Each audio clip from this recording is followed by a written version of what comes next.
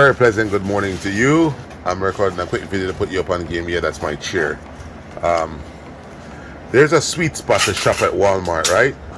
And that sweet spot is right after the US school starts back into session. And that in my county here, like throughout the country is various dates. That in my county here was last Tuesday my daughter started going to school. So what happened is that the US kids get out of school in early June, Jamaica get out in early July, and the US kids go back to school a full month before kids in Jamaica. And so we go back to school in Jamaica around first week of September.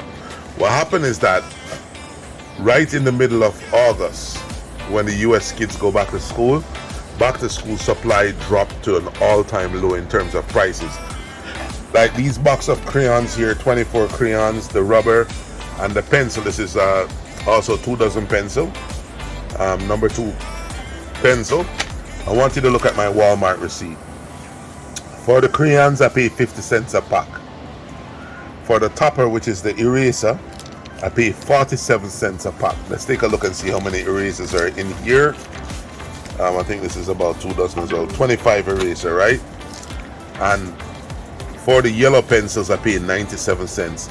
I paid 97 cents for 24 pencils. And so this is the time to knock out all your back to school shopping. Hit that ball out of the park on the back to school shopping, because things are just dirt cheap. Walmart is trying to get rid of their oversupply of inventory on back to school things. And now is just the time to really go at it.